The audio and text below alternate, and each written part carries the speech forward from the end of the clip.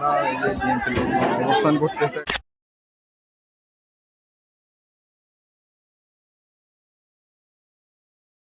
হঠাৎ মোবাইল হাতে নিয়ে দেখি 1 ঘন্টা আগে আব্দুল হান্নান মাসুদ এর ফেসবুক পেজ থেকে একটা পোস্ট লাইভ করতেছে। পোলাপাইন লাঠি ছোটা হাতে নিয়ে অনেক বক্তব্য দিচ্ছে। পোলাপাইন বলতেছে হান্নান মাসুদের ঘোষণা, সন্ত্রাস চলবে না।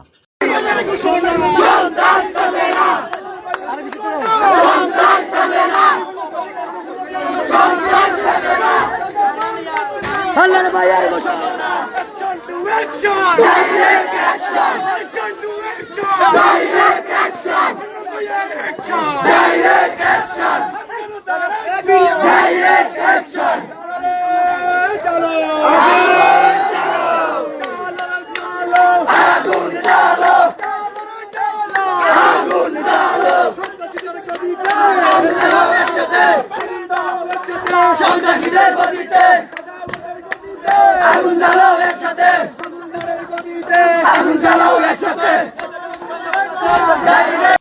আচ্ছা, ধরে নিলাম এই চানন্দী ইউনিয়নে প্রকল্প বাজারে অনেক সন্ত্রাস।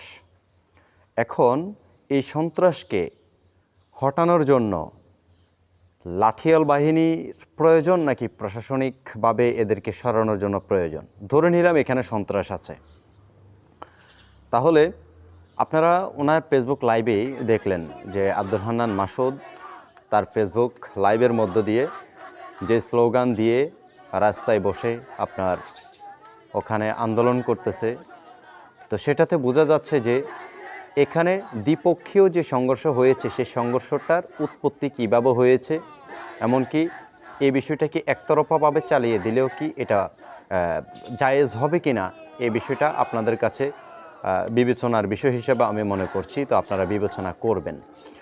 এখন দেখবেন আজকে এই ঘটনাকে কেন্দ্র করে এটা একতরফাভাবে চালিয়ে দেওয়া হয়েছে। অনেক দেখলাম আমরা ফেসবুক লাইভে কয়েকজন অ্যাক্সিডেন্ট হয়েছে, অনেকের ঠোঁট ফেটে গেছে, অনেকের নাক ফেটে গেছে, এমন ফুটেজ আমরা দেখলাম। অতএব এটা দেখার পর আমি যেটা মনে করলাম যে দ্বিপক্ষীয় তুমুল সংঘর্ষ হয়েছে। কিন্তু আব্দুল হান্নান মাসুদকে একটা কথা বলতে চাই যে আসলে হাতিয়ার মানুষ চেয়েছে কি, হচ্ছে কি? এই সমস্ত কার্যকলাপ না করলে কি হয় না?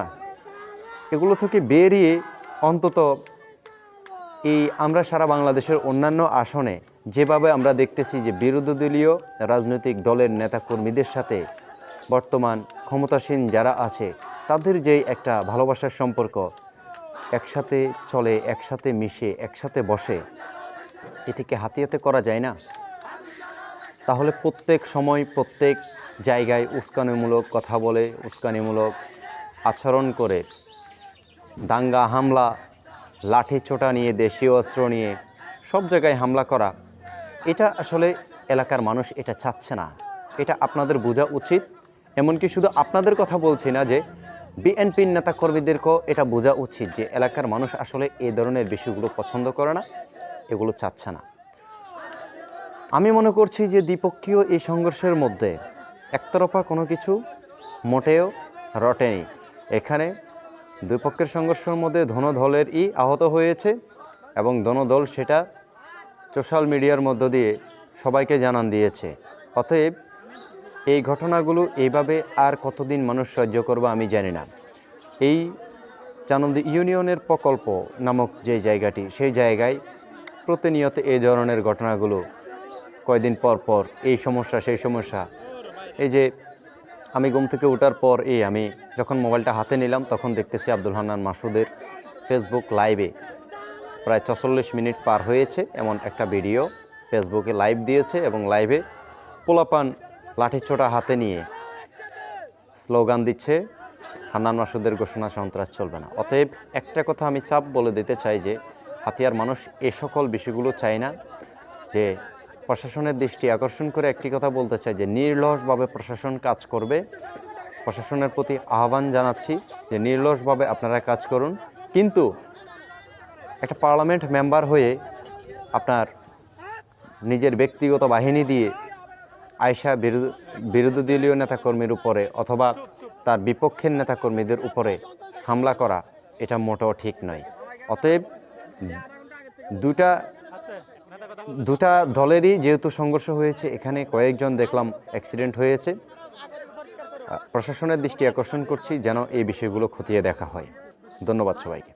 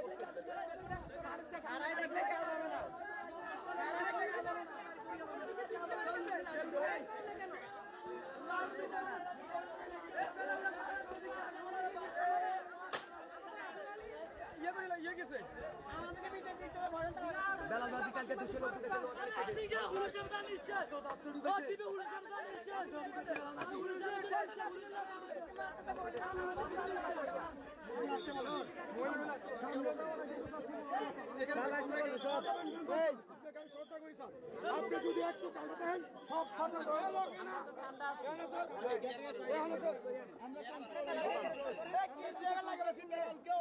উদ্ধার করতে চাই। আপনাদের যদি কোনো সহযোগিতা লাগে আমাদেরকে বলেন স্যার।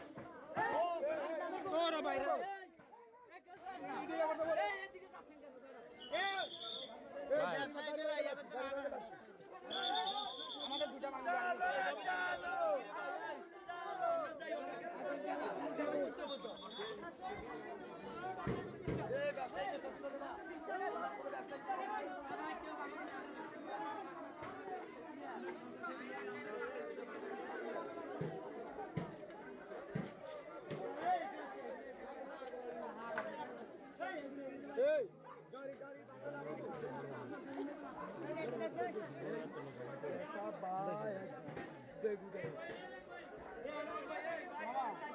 বাবুরা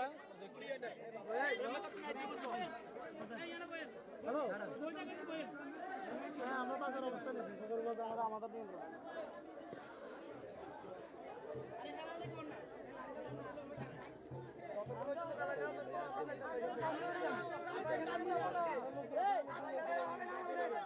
জীবন দিব আমরা তো স্বাধীন করে যাবে আজকে জীবন দিয়ে